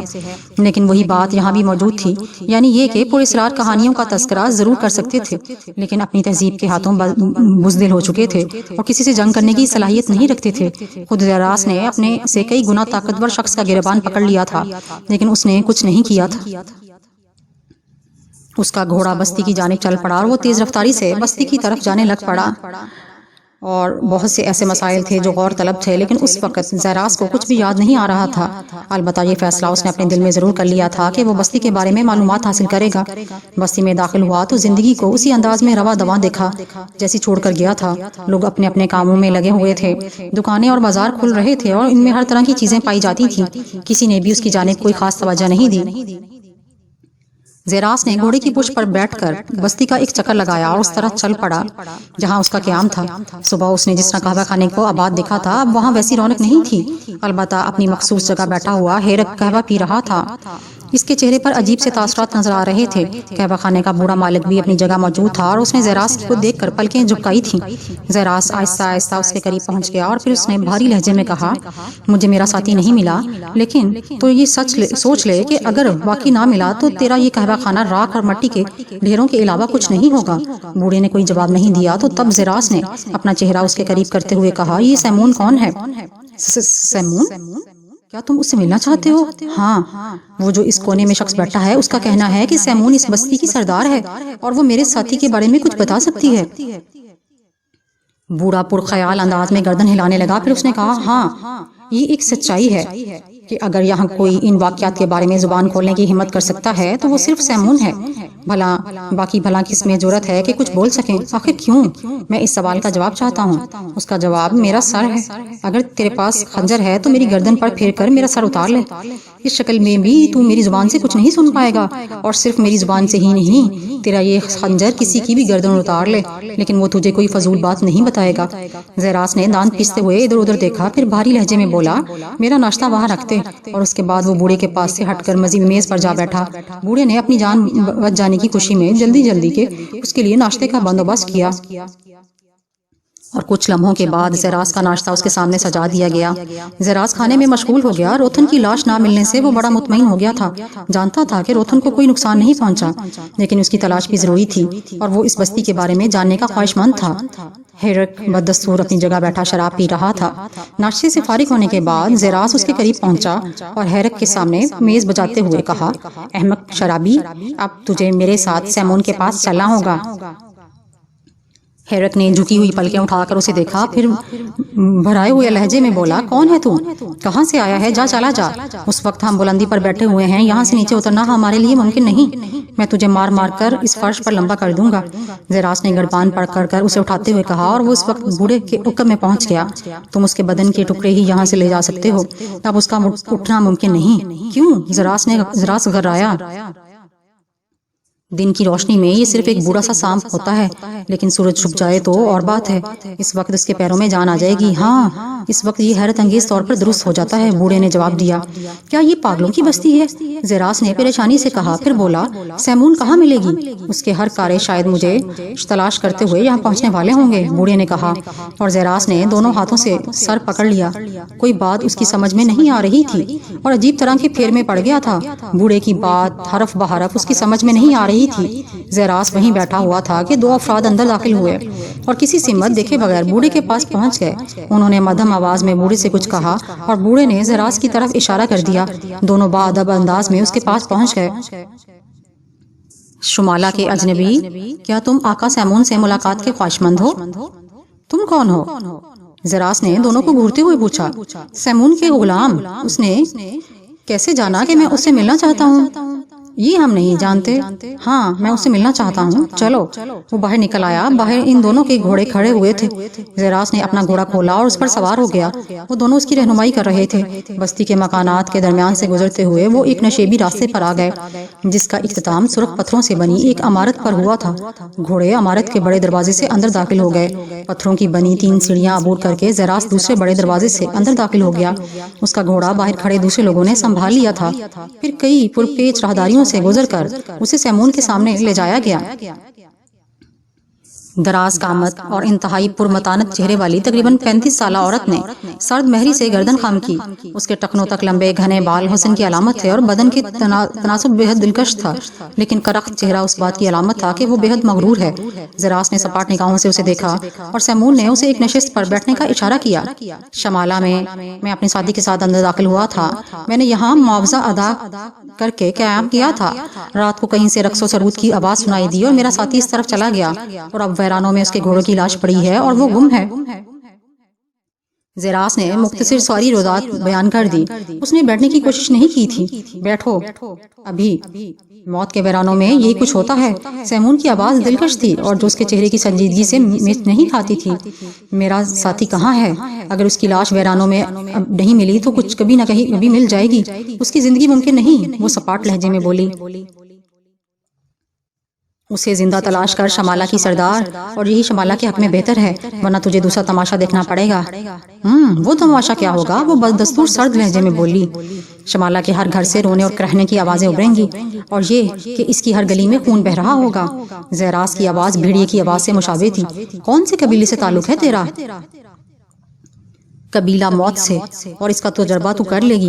میں ایک بار پھر تجھے بیٹھنے کی پیشکش کرتی ہوں۔ جہاں تک تیرے ساتھی کی گمشدگی کا تعلق ہے تو میں نے اس کی موت کی پیشگوئی ان ویرانوں کی روایات کے تحت کی ہے۔ اگر تیرے ذہن میں یہ خیال ہے کہ تیرے ساتھی کی گمشدگی میں شمالہ والوں کا ہاتھ ہے تو اس خیال کو دل سے نکال دے۔ ان ویرانوں کی روایات کیا ہیں؟ زیراس نے کرخت لہجے میں پوچھا۔ بہت پرانی بات ہے، اس وقت کی جب میرے باغ کے درخت کونپلوں کی شکل میں تھے۔ بستی شمالہ امن اور آشتی کی بستی تھی۔ لوگ یہاں خوش و خرم رہتے تھے۔ یہاں ناچ رنگ کی حقیقی محفلیں جمتی تھیں۔ ہر رات ہنسی خوشی کی رات تھی۔ لوگ کاروبار کرتے تھے اور دن بھر کی محنت کی تھکن شراب خانوں اور اپنے گھروں کے سامنے جمنے والی محفلوں میں اتارتے تھے۔ کھیل کود ہوتے تھے، سپاہ گری کے مقابلے ہوتے تھے، اور یوں یہ بستی سکون کی بستی تھی۔ لیکن پھر ایک حادثہ ہوا۔ بستی کے چند مسافر سفر پر گئے، واپس آئے تو انہوں نے ایک ہولناک کہانی سنائی۔ یہ کہانی ویرانوں میں پڑی 6 انسانی لاشوں کی تھی، جن کا تعلق اسی بستی سے نہیں تھا، لیکن وہ اس بستی میں آ رہے تھے۔ بستی والوں کے لیے یہ بڑی الپناک بات تھی۔ وہ ایک دوسرے کو شک کی نظارت سے دیکھنے لگے، لیکن ان میں سے کوئی نہ کوئی اتنا سنگ دل تھا اور اتنا بدخو۔ 6 لاشوں کا راز بہت دن تک راز رہا۔ پھر اس بستی کے 2 افراد ویرانوں سے گزرے اور اس کے بعد زندہ واپس نہ آئے۔ ان کی موت درندوں کے حملے سے نہیں ہوئی تھی، بلکہ ان کے بدن پر گولیوں کے نشان تھے۔ تب بستی میں خوف و ہراس پھیل گیا اور لوگ تنہا سفر کرنے سے ڈرنے لگے۔ رفتہ رفتہ اموات کی تعداد بڑھتی گئی اور اندازہ لگایا گیا کہ مخصوص وقت پر سفر کرنے والے ان اموات کا شکار ہوتے ہیں۔ بستی کے سمجھداروں نے کہا کہ ان ویرانوں میں گندی روحوں نے بسیرا کر لیا ہے اور وہ انسانی زندگی کی خواہاں ہوتی ہیں۔ چنانچہ بستی میں دہشت پھیلتی گئی۔ بھولے بھٹکے رات کی تنہائیوں میں اگر کبھی اس طرف آ نکلتے تو کسی کی زندگی نہ بچتی۔ پھر 4 جیالوں نے یہ طے کیا کہ ان گندی روحوں کا سراغ لگائیں گے، اور جس جگہ انہوں نے فیصلہ کیا تھا وہیں ان کے اعضاء کے ڈھیر دستیاب ہوئے۔ یہ سزا تھی ان کے فیصلے کی۔ پھر کوئی نیا فیصلہ کبھی نہ ہوا۔ سب جان گئے تھے کہ نظر نہ آنے والی روحیں بستی میں چکراتی رہتی ہیں، اور کوئی اگر کچھ سوچتا ہے تو وہ بات نہیں پوشیدہ نہیں رہتی۔ یوں اس بستی سے رونقیں ختم ہو گئی۔ موت کے خوف میں زندگی گزارنے والے کہیں ہنسی خوشی رہ سکتے ہیں۔ وہ ناچ رنگ کیا حیثیت رکھتا ہے جو ویرانوں میں ہوتا ہے؟ زیراس نے سوال کیا۔ اس کے بعد صورتحال خراب ہوتی گئی۔ گونگروؤں کی جھنکار اور ڈھول کی تھا اشارہ ہوتی ہیں کہ روحیں خون کی پیاسی ہیں اور انہیں انسانی خون درکار ہے۔ اچھا پھر؟ زیراس نے سوال کیا۔ بستی والے محتاط ہو گئے۔ سر شامی گھروں کے دروازے بند ہونے لگے۔ لوگ باہر بھی نہیں نکلے تھے۔ سب کو زندگی عزیز تھی۔ ناچ رنگ کی محفلیں ختم ہو گئی تھیں۔ تب ایک رات بستی سے دور ویرانے میں رقص و سرود کی آوازیں ابھریں اور چند نوجوان خود کو قابو میں نہ رکھ سکے۔ وہ چھپ کر چلے گئے اور پھر ان کڑیل نوجوانوں کی لاشیں مل گئیں۔ یہ بھی روحوں کا فریب تھا۔ تو اس بستی کا سردار ہے؟ ہاں، بدقسمتی سے یہ ذمہ داری میرے کندھوں پر ہے۔ تو نے اس بارے میں اپنی فرائض پورا نہیں کیا؟ زیراس کی اس بات پر سیمون نے کس قدر درشت نظروں سے اسے دیکھا۔ پھر بولی، ایک بار میں پوچھتی ہوں، کون سا قبیلہ ہے تیرا؟ پورا زیانہ میرا قبیلہ ہے۔ تو سن اے سورمے، تاج سرداری میں ہمیشہ کے لیے تجھے دے دوں گی اگر تو بستی شمالہ کو اس عذاب سے نجات دلا دے۔ نظر آنے والے دیو پیکروں سے جنگ کی جا سکتی ہے، لیکن جو ہواؤں میں رہتے ہیں ان سے جنگ کیسے کی جائے؟ مجھے تیری سرداری نہیں، اپنا دوست چاہیے، اور جیسا میں نے کہا اس کی تلاش میں سب کچھ کر سکتا ہوں۔ یوں نہ ہو کہ بعد میں مجھ سے شکوہ کیا جائے۔ اگر شمالہ کے کسی مصیبت زدہ پر تو نے ظلم کیا تو خود پشیمان ہوگا۔ یہ تو خود عذاب میں گرفتار ہیں۔ تو کسی کو زخم بھی لگا دے گا تو یہ صرف اپنا زخم صاف کرنے لگیں گے، تجھے کوئی کچھ نہ کہے گا۔ ان کی قوتیں بالکل مفلوج ہو گئیں، اور میں تجھ سے صرف اتنا ہی کہہ سکتی ہوں کہ ان میں سے کسی کی اتنی جرت نہیں کہ تیرے کسی ساتھی کو نقصان پہنچا سکیں۔ سیمون نے کہا، تب تو بھی سن لے سیمون، زیراس ان روحوں کے خلاف اعلان جنگ کرتا ہے اور شمالہ والوں کو خوشخبری سنا دے کہ اب وہ روحیں قائم نہ رہ سکیں گی۔ ہاں، اگر یہ فریب ہوا شمالہ کی سردار، تو اس کی قیمت تجھے چکانی ہوگی۔ سیمون کا چہرہ زرد ہو گیا۔ اس نے خوفزدہ نگاہوں سے چاروں طرف دیکھا اور پھر خشک ہونٹوں پر زبان پھیرنے لگی۔ زیراس کے الفاظ پر اس نے تبصرہ نہیں کیا تھا۔ غالباً وہ ایک لفظ بھی بولنا نہیں چاہتی تھی۔ وہ سخت خوفزدہ تھی۔ سر بری طرح چکرا رہا تھا۔ آنکھیں کھولیں تو روشنی اسے اتنی تیز لگی کہ آنکھیں پھر بند کرنا پڑیں۔ سارا دماغ کھولتا ہوا محسوس ہو رہا تھا۔ وہ دیر تک آنکھیں بند کیے لیٹا رہا اور پھر آہستہ آہستہ حواس جاگنے لگے۔ گزرے ہوئے لمحات یاد آئے، زیانہ کی نامعلوم بستی کا قیام، گھنگروں کی آواز، روشنی کا فریب، اور اس کے بعد وہ جال۔ روتھن نے بے اختیار آنکھیں کھول دیں۔ سورج نہیں چمک رہا تھا لیکن اجالا بتاتا تھا کہ صبح ہو چکی ہے، مگر جال اب اس کے گرد نہیں تھا۔ وہ زمین پر پڑا ہوا تھا۔ اطراف میں عجیب گھنے گھنے سے درخت تھے جن کے پتے زرد اور مکڑیوں کے جالوں میں لپٹے ہوئے تھے۔ بڑے اور چھوٹے جالوں کے ڈھیر چاروں طرف نظر آ رہے تھے۔ وہ اپنی جگہ سے اٹھ کر بیٹھ گیا، تبھی اس کو ایک عجیب آواز سنائی دی اور کوئی دھپ سے زمین پر گرا۔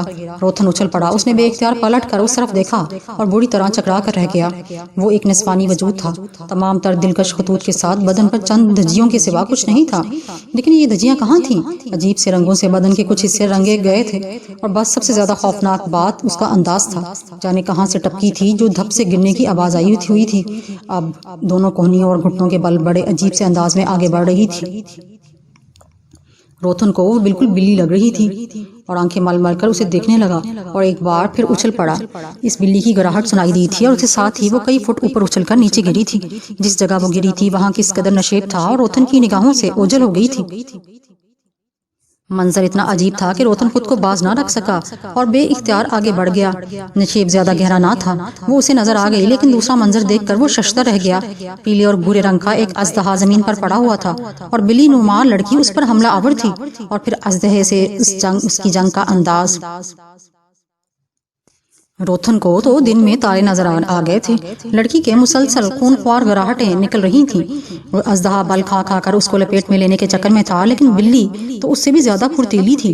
وہ نہ صرف اژدہے کے ہر وار سے بچ رہی تھی بلکہ مواقع ملنے پر وار بھی کر رہی تھی، اور اس کا نشانہ اژدہے کا پھن تھا۔ روتھن اس عجیب منظر کو غور سے دیکھنے لگا۔ اژدہے کی زبان باہر نکل رہی تھی اور وہ تکلیف میں مبتلا نظر آ رہا تھا۔ تب روتھن نے اس کا پھن زخمی دیکھا۔ لڑکی نے اس کا پھن ادھیڑ دیا تھا۔ وہ پینترے بدل بدل کر اپنے پنجے اس کے پھن پر مار رہی تھی، اور اس کے پنجے روتھن کے بدن میں پھر پریاں دوڑ گئیں۔ اس کے ناخن بہت لمبے، تیز اور خمدار تھے۔ اژدہے کی ایک کوشش کارگر ہو گئی۔ اس کی دم پوری قوت سے لڑکی کے بدن پر پڑی اور کلا بازی کھا گئی۔ کافی دور جا کر گری تھی، لیکن 100% بلی تھی، زمین پر پنجوں کے بل ہی آئی تھی۔ زخمی اژدہا بھاگنے کی فکر میں تھا، لیکن روتھن نے پہلے سے زیادہ خوفناک گراہٹ کے ساتھ دوبارہ اس اژدہے پر حملہ کرتے دیکھا۔ اس بار اس نے اژدہے کا پھن دبوچ لیا اور بلیوں ہی کے انداز میں پیروں کے دونوں پنجوں سے دھن رہی تھی۔ اژدہا پھر ایک بار اسے کسنے کی کوشش کرنے لگا، لیکن لڑکی کے پیروں کے ناخن بھی اتنے ہی خوفناک تھے۔ دونوں زمین پر لڑک رہے تھے اور ایک خوفناک جدوجہد ہو رہی تھی۔ روتھن کو کچھ سمجھ میں نہیں آ رہا تھا کہ وہ کیا کرے۔ اصولاً اسے لڑکی کی مدد کرنی چاہیے تھی، لیکن مصیبت میں تو اژدہا تھا۔ یہ لڑکی نما بلی خود اس پر حملہ آور ہوئی تھی۔ چنانچہ روتھن دیکھتا رہا اور پھر وہی ہوا جس کی امید تھی۔ اژدہا آہستہ آہستہ مزمحل ہونے لگا، پھر اس کا بدن سیدھا ہو گیا۔ روتھن فوراً سنبھلا اور ایک درخت کی آڑ میں ہو گیا۔ وہ سوچ رہا تھا کہ اس فتح کے بعد وہ کیا کرے گی۔ پھر وہ خشک ہونٹوں پر زبان پھیرنے لگا۔ اس نے لڑکی کو بلیوں ہی کے انداز میں ایک جگہ بیٹھ کر پنجے چاٹتے ہوئے دیکھا۔ روتھن چکرائے ہوئے ذہن سے اسے دیکھتا رہا۔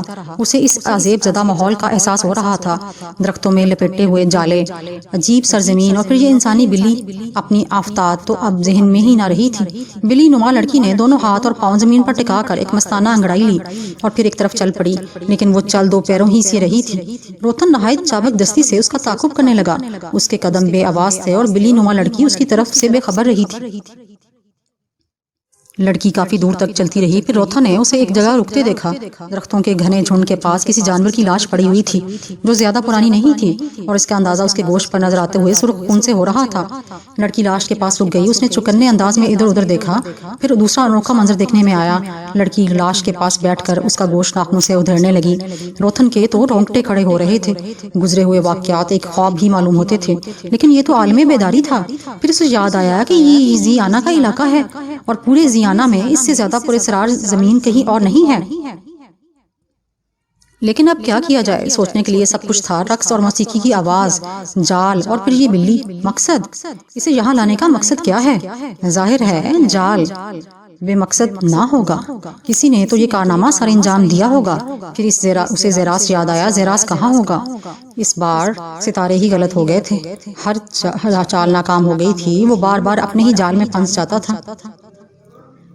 نہ جانے اس جگہ کا بستی شمالہ سے کتنا فاصلہ ہے اور اسے آسانی سے واپسی نصیب بھی ہوگی یا نہیں، نہ جانے وہ اس وقت کہاں ہے۔ اس کا ذہن اندیشوں کے جال بن رہا تھا۔ اس پورے اسرار خطے میں کسی بھی وقت خوفناک صورتحال پیش آ سکتی تھی، تو پھر منظر بہت خوفناک تھا۔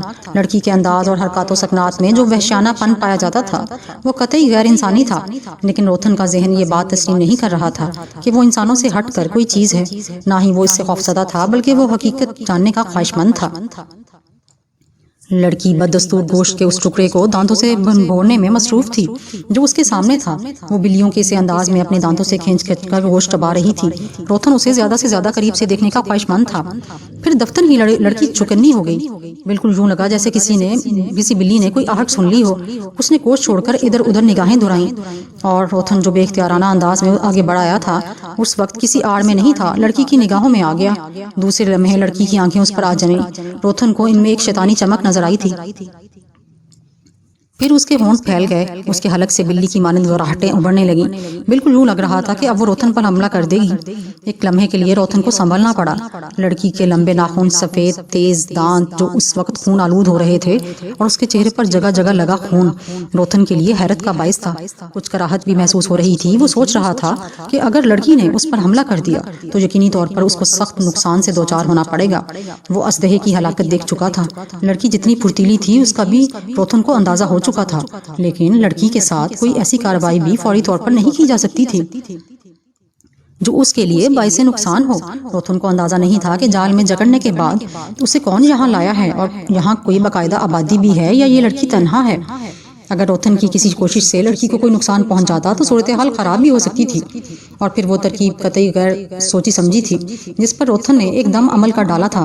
لڑکی بددستور غرا رہی تھی۔ دفعتاً ہی روتھن اپنی جگہ پر جھکا تھا۔ دوسرے لمحے اس کے حلق سے کتے کے بھونکنے کی آوازیں نکلنے لگی تھیں۔ وہ ایک خونخوار کتے کی مانند بھونک رہا تھا، اور دوسرے لمحے اس نے لڑکی کو بھاگتے ہوئے دیکھا۔ روتھن کو ذرا برابر امید نہیں تھی کہ اس کی یہ تدبیر اتنی کارگر ثابت ہو جائے گی۔ کتے کی آواز سن کر لڑکی اس طرح چونکی تھی اور خوفزدہ ہو گئی تھی جیسے بلی کتے کو دیکھ کر خوفزدہ ہو جاتی ہے۔ اس نے پہلے بائیں سمت اور پھر دائیں سمت دوڑنے کی کوشش کی، اور روتھن کو بھی نہ جانے کیا سوچی کہ وہ لڑکی کے پیچھے دوڑ پڑا۔ پھر اس نے ایک حیرت انگیز منظر دیکھا۔ لڑکی اچھل کر ایک موٹے اور تناور درخت پر چڑھ گئی، اور پھر بلی کی طرح اپنے پنجوں کی مدد سے درخت کی ایک اونچی شاخ پر پہنچ گئی۔ روتھن اسے درخت سے دور ہی رہا تھا، لیکن پھر اسے پیچھے ایک آواز سنائی دی۔ انسانی آواز تھی، لیکن الفاظ روتھن کی سمجھ میں نہیں آ سکے۔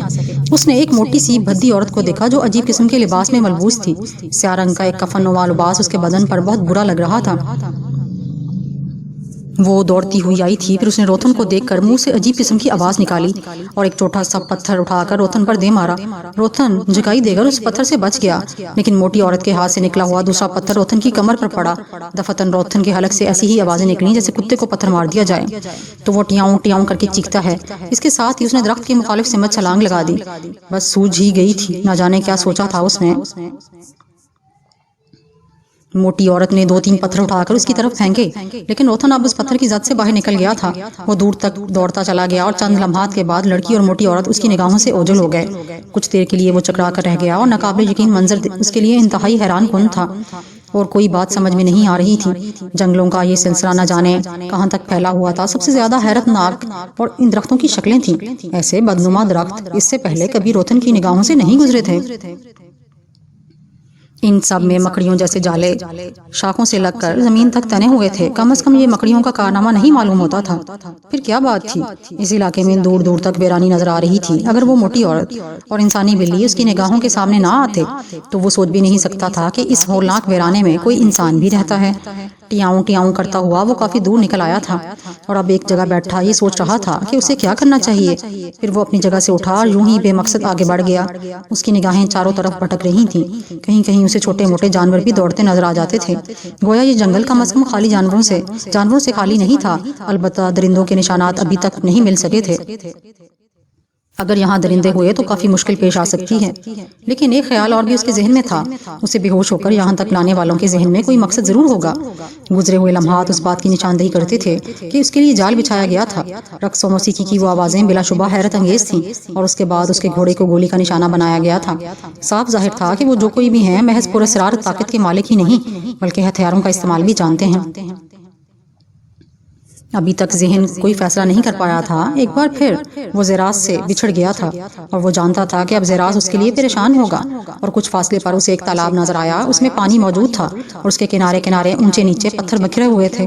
روتھن کا رخ اس تالاب کی جانب ہو گیا، لیکن ایک پتھر اس کے سامنے اس نے ایک انوکھی چیز دیکھی اور ایک بار پھر اس کے قدم ٹھٹک گئے۔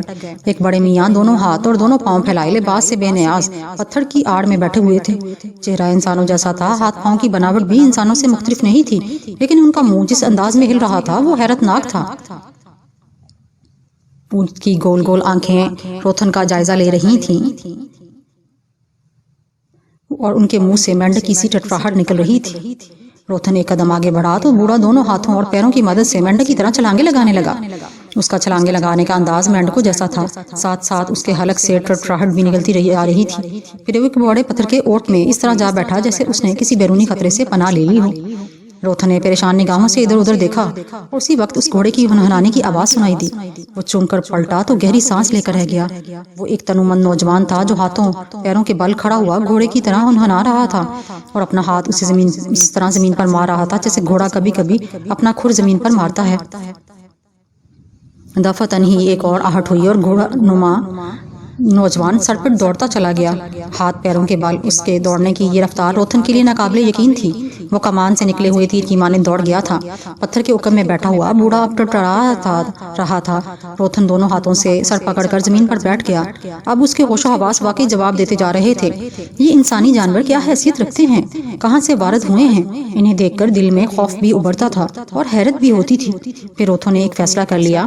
اس نے ایک موٹی سی لکڑی اٹھائی اور آہستہ آہستہ چلتا ہوا مینڈک نما بوڑھے کی طرف بڑھنے لگا جو اسے دیکھ کر سمٹا جا رہا تھا۔ روتھن اس کے سامنے جا کر کھڑا ہوا اور گھراتے ہوئے لہجے میں بولا، او مینڈک کی اولاد، تو مینڈک تو کیا کچھوا بھی بن جا، تب مجھے کوئی غرض نہیں، لیکن اگر میری بات کا صحیح جواب تو نے نہیں دیا تو میں تیرے چاروں ہاتھ پاؤں توڑ دوں گا۔ پہلے تو پتھر کی اوٹ سے باہر نکلا۔ مینڈک نما بوڑھا خوفزدہ نگاہوں سے اسے دیکھتا رہا لیکن بولا کچھ نہیں۔ تب روتھن نے لکڑی اس کے بدن میں چبھوئی اور وہ ادھر ادھر سڑکنے لگا۔ اس بار روتھن نے ذرا زور سے لکڑی اس کے بدن پر ماری تو ایک بار وہ اچھلتا ہوا بھاگا اور دوسرے لمحے اس نے ایک لمبا چکر لے کر غراب سے تالاب میں چھلانگ لگا دی۔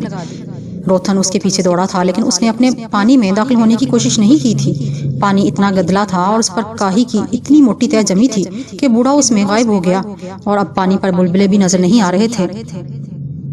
روتھن نے آنکھیں بند کر کے گردن جھٹکی اور پھر سوچنے لگا کہ اس طرح وہ کب تک اس جادو نگری میں بھٹکتا رہے گا، کچھ کھانے پینے کا انتظام کرنا چاہیے۔ پھر اسی موٹی لکڑی کی مدد سے روتھن نے خرگوش کا شکار کیا۔ خرگوش کے سر پر لکڑی پڑی تھی اور اس کا بھیجا باہر نکل آیا تھا۔ روتھن نے افسوس بڑی نظروں سے اسے دیکھا، پھر جیب سے چاقو نکال کر اس کی کھال ادھیڑنے لگا۔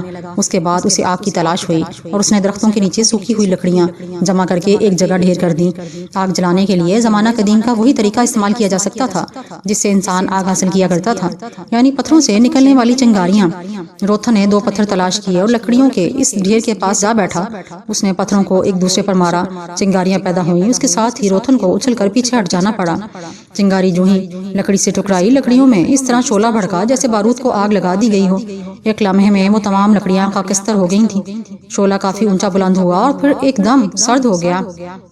نیچے زمین پر جلے ہوئے نشانات باقی رہ گئے تھے۔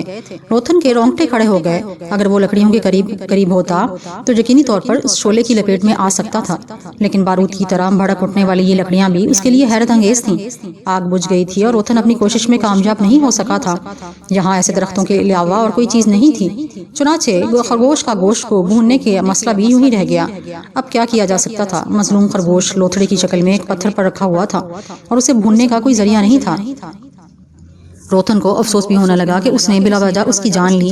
تالاب کے گدلے پانی کو پی کر پیاس بھی نہیں بجھائی جا سکتی تھی اور کھانے پینے کی کوئی شے آس پاس موجود نہیں تھی۔ اسے یوں محسوس ہوا جیسے اس صحرائے افسوں میں اسے بھوکا ہی رہنا پڑے گا تا وقت یہ کہ کوئی ایسا ذریعہ نہ نکل جائے جو پیٹ بھرنے کا باعث ہو۔ خرگوش کو وہیں چھوڑ کر وہ آگے چل پڑا۔ اس نے فیصلہ کر لیا کہ اب اس وقت تک چلتا رہے گا جب تک پیروں میں جان ہے۔ ڈھلتے ہوئے سورج کے ساتھ اس کا یہ سفر جاری رہا اور جب سورج غروب ہونے کو پہنچا تو اس نے چھوٹے چھوٹے ٹیلوں کا ایک میدان دیکھا جو ویسے ہی درختوں کے درمیان گھرا ہوا تھا جیسے وہ درخت اپنے عقب میں دیکھ چکا تھا۔ ان ٹیلوں میں غار نظر آ رہے تھے۔ غار کے سامنے روتھن کو کچھ ایسے نشانات بھی نظر آئے جن سے اسے اندازہ ہوا کہ یہاں کچھ نہ کچھ ضرور موجود ہے۔ وہ گہری نظروں سے چاروں طرفوں کا جائزہ لینے لگا، پھر دفعتاً ہی اسے سنبھلنا پڑا۔ پہاڑی ٹیلوں میں بنے ہوئے غاروں سے اچانک انسانی غول نمودار ہونے لگے، لیکن سب کے سب اسی رنگ میں۔ چاروں طرف سے ان کی جلگار ہوئی تھی اور وہ مختلف حیت اختیار کیے ہوئے تھے۔ کچھ گھڑوں کی طرح ہنہنا رہے تھے، کچھ گدوں کی طرح چل رہے تھے، بعض ایسے بھی تھے جن کے حلق سے بھینسوں کی آوازیں نکل رہی تھیں۔ دو چار اڑتے ہوئے بھی آ رہے تھے، لیکن ان کا اڑنا باقاعدہ نہیں تھا، بس وہ پنکھ پھیلا کر ان کے بازوں کے علاوہ کچھ نہیں تھا۔ دوسروں کی پیٹھ پر پھدکتے ہوئے آ رہے تھے۔ عورتیں بھی تھیں جن میں سے بعض ہرنیوں کی طرح چوکڑیاں بھر رہی تھیں، بعض تتلیوں کی طرح اڑ رہی تھیں، لیکن اڑنے کا یہ انداز کہ زمین سے 1-2 فٹ اونچی چھلانگیں لگاتی ہیں اور اس کے بعد نیچے آ جاتی۔ انہوں نے چاروں طرف سے روتھن کو گھیر لیا، لیکن ان کے انداز میں جاریت نہیں تھی۔ عورتیں بے حد حسین تھیں، مرد بھی اچھی صورتوں کے مالک تھے، کچھ کے جسم پر لباس موجود تھے اور کچھ بے لباس تھے۔ بلیاں بھی تھیں، بھونکنے والے کتے بھی، ٹرٹرانے والے مینڈک اور نہ جانے کون کون، لیکن یہ سب کے سب انسان تھے اور ان کی تعداد بڑھتی جا رہی تھی۔ وہ زمین کے سوراخوں سے باہر آ رہے تھے اور دیکھتے ہی دیکھتے روتھن کے چاروں طرف ایک جمع غفیر لگ گیا۔ وہ سب طرح طرح کی آوازوں میں بول رہے تھے اور روتھن کو اپنے کانوں میں انگلیاں ٹھونس لینی پڑیں۔ پھر ان میں شیر کی دھاڑیں سنائی دیں۔ روتھن بری طرح اچھل پڑا، بالکل شیر ہی کی آواز تھی، لیکن یہ ایک عمر رسیدہ بوڑھا تھا جو چاروں ہاتھوں پیروں پر چلتا ہوا اسی جانب آ رہا تھا۔ کہیں اونٹ کی بلبلاہٹ بھی سنائی دے رہی تھی۔ روتھن ان سب کے درمیان اپنے آپ کو نہ جانے کیا محسوس کر رہا تھا۔ پھر اس نے دیکھا شیر کی آواز نکالنے والے کے لیے خصوصاً راستہ چھوڑ دیا گیا۔ وہ آہستہ آہستہ بڑھتا ہوا روتھن کی طرف آ رہا تھا۔ روتھن ادھر ادھر دیکھ کر یہ سوچ رہا تھا کہ اب کس سمت چھلانگ لگائی جائے، لیکن یہ ناممکن تھا کیونکہ دور دور تک وہ پھیل گئے تھے اور ان کی تعداد بے شمار تھی۔ اگر وہ سب کے سب روتھن پر ٹوٹ پڑے تو اس کی تکا بوٹی ہی کر ڈالتے۔ بالآخر شیر نما بوڑھا اس کے پاس پہنچ گیا اور اس نے زمین پر جھک کر اپنا منہ روتھن کے پیروں پر رگڑنا شروع کر دیا۔ روتھن نے ایک لمحے میں یہ محسوس کیا تھا کہ وہ جو کچھ بھی ہے یا جو کچھ بھی ہو رہا ہے، کم از کم وہ لوگ اسے نقصان پہنچانا نہیں چاہتے۔ اسی بات نے تھوڑی دیر کے لیے اسے سنبھال لیا۔ اس نے شیر کی آواز نکالنے والے کے شانے پر ہاتھ رکھا اور اسے پکڑ کر سیدھا کر دیا۔ اچھا خاصا قبولے صورت بوڑھا آدمی تھا، عمر بھی کافی تھی، اس کی آنکھوں سے آنسو بہ رہے تھے۔ پھر اس نے روتھن کا ہاتھ پکڑا اور ایک طرف اشارہ کرنے لگا۔ یقیناً وہ روتھن کو ایک سمت لے جانا چاہتا تھا۔ روتھن نے ایک ٹھنڈی سانس لی اور اب اس کے سوا کچھ نہیں سوچا جا سکتا تھا کہ ایک پرسار بستی اس کے سامنے تھی۔ یقینی طور پر یہ شہر کی بستی تھی اور یہ سب بیچارے کسی عذاب کا شکار تھے، لیکن یہ سب کیا تھا؟ کس نے ان پر سحر کر کے انسان کے روپ میں جانور بنا دیا تھا؟ اس کی سمجھ میں کچھ نہیں آ رہا تھا۔ اس نے یہی مناسب سمجھا کہ اس شخص کے ساتھ تعاون کرے جو اسے کہیں لے جانا چاہتا ہے، اور وہ رفتہ رفتہ آگے بڑھ گیا۔ شیر کی آواز نکالنے والا بوڑھا جو چہرے سے کافی سنجیدہ معلوم ہوتا تھا، روتھن کو ساتھ لیے ایک ٹیلے کے قریب پہنچ گیا جس میں ایک بڑا سا دھانا نظر آ رہا تھا۔ اس نے روتھن کو آگے بڑھنے کا اشارہ کیا۔ روتھن نے بس ایک لمحے کے لیے سوچا، پھر اس کے دھانے سے اندر داخل ہو گیا، لیکن اندر داخل ہو کر اس کی آنکھیں کھل گئی تھیں۔ ٹیلے کے اندر کا ماحول محسوس ہی نہ ہوتا تھا کہ ان جیسے جانوروں کی رہائش گاہ ہے۔ وہاں بہترین رہائش موجود تھی اور اندر سے یہ جگہ اتنی وسیع و عریض تھی کہ ناقابل یقین سی لگتی تھی۔ ٹیلے تو بس ایک دکھاوا تھے، ورنہ تو ایک بہت وسیع و عریض دنیا آباد کر لی گئی تھی۔ یہاں نرم قسم کی گھاس بچھا کر زمین کو آرام دہ بنایا گیا تھا، دیواروں کو بھی اس گھاس سے سجایا گیا تھا۔ اس کے علاوہ نہ جانے کیا کچھ آباد تھا۔ روشنی کے لیے وہاں دیواروں میں مشعلیں لگائی گئی تھیں جو کسی خاص قسم کی موم یا چربی سے جل رہی تھیں۔ نہ دھواں تھا نہ بدبو، ماحول بہت خوشگوار اور صاف ستھرا تھا۔ یہ لوگ اپنی اپنی غالباً غاروں میں رہتے تھے۔ ان کے عقب میں اور کوئی نہیں آیا تھا، صرف وہی شیر کی آواز والا بوڑھا روتھن کو لیے ہوئے چلتا رہا۔ یہ سلسلہ غار در غار پھیلا ہوا تھا۔ نیچے دروازے بنے ہوئے تھے اور پھر تقریباً 6 دروازے گزرنے کے بعد غاروں کا یہ سلسلہ ختم ہوا اور وہ ایک چھوٹے سے غار میں پہنچ گئے جس میں 3 مشعلیں روشن تھیں، اور ان کی روشنی میں غار میں کھڑے ایک شخص پر پڑ رہی تھی۔ وہ شخص کچھ عجیب سا نظر آ رہا تھا۔ اس کا رنگ بھورے مٹیالے پتھر جیسا تھا اور اس کے بدن پر وہی گھاس لپیٹ دی گئی تھی جسے یہاں آرائش کی گئی تھی۔ شیر کی آواز والے بوڑھے نے روتھن کو اس شخص کے سامنے لا کر کھڑا کیا جو اس غار کے درمیان تنہا کھڑا تھا اور خود پیچھے ہٹ کر غار کے دروازے سے جا لگا۔ روتھن مشعلوں کی روشنی میں کھڑے شخص کو بغور دیکھ رہا تھا جس کے جسم میں ابھی تک کوئی جنبش نہیں ہوئی تھی۔ روتھن نے ادھر ادھر دیکھا، اس کی سمجھ میں نہیں آ رہا تھا کہ اب کیا کرے۔ غار کے درمیان کھڑے ہوئے شخص کی کھلی ہوئی سفید آنکھیں روتھن پر جمی ہوئی تھیں۔ پھر اس نے ہونٹ آہستہ آہستہ ہلائے اور اس نے بھرائے ہوئے لہجے میں کہا، سیلان کی دنیا میں آنے والے تجھے سلام۔ روتھن خاموشی سے اسے دیکھتا رہا۔ اس شخص نے پھر کہا، میرا نام سیلان ہے اور میں جانتا ہوں کہ میری اس بستی میں میری اس بستی میں اجنبی ہے. میرا خیال ہے اس پوری بستی میں آدمی کا بچہ صرف تو ہے، ورنہ یہ گدھے اور گھوڑوں کی اولادیں چاروں طرف بکھری پڑی ہیں. روتھن نے اپنے اعصاب پر قابو پا لیا اور اس لیے اس کا لہجہ مسخرانہ ہو گیا تھا. اوہ، شاید تو ان کا مذاق اڑانا چاہتا ہے. تو نے دیکھا کہ یہ تجھ جیسے ہیں، لیکن پھر بھی یہ تجھ جیسے نہیں. ہماری بستی میں آنے والے ہم تیرے خیر مقدم کے لیے ہر طرح سے تیار ہیں، اور شاید ہم میں سے ہر ایک تیرا ہی انتظار کر رہا تھا. سیلان نے اسپاٹ لہجے میں کہا.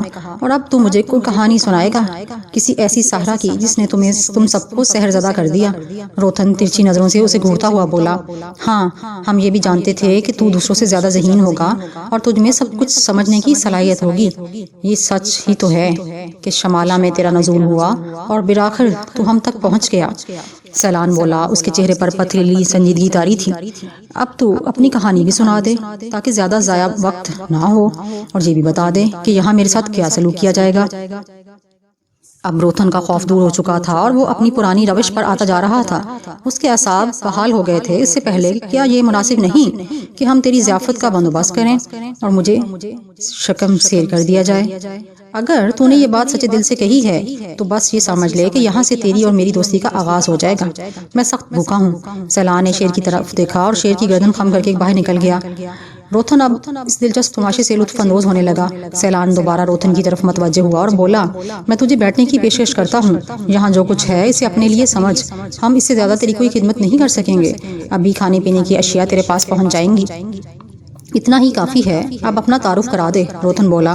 میں ان سب کا سردار ہوں، لیکن ایک ایسا بے بس اور بے کار سردار جو اپنی بستی کے رہنے والوں کی مصیبت دور نہیں کر سکتا. ہاں، میں پیش گو ہوں. گزرے ہوئے اوقات اور آنے والے واقعات کے بارے میں تھوڑا بہت جان لیتا ہوں. اس لیے اے معزز شخص، ہم سب کو تیرا ہی انتظار تھا، اور وقت یہ بتاتا تھا کہ تیرے آنے کے بعد ہماری مصیبت کے دن ختم ہو جائیں گے. سیلان مؤدبانہ لہجے میں بولا. روتھن ایک لمحے کے لیے چونکا تھا، پھر اس نے آہستہ سے کہا. تو کیسے جانتا ہے کہ میں یہاں آنے والا تھا؟ میں نے تجھ سے کہا نا کہ میرے پاس صرف پیشگوئیاں رہ گئی ہیں، اور میری یہی پیشگوئی تھی تیرے بارے میں کہ تو آئے گا اور ہمیں نجات کی راہ بنے گی. روتھن خاموش ہو گیا. اس جملے نے اسے متاثر کیا. پھر کچھ دیر بعد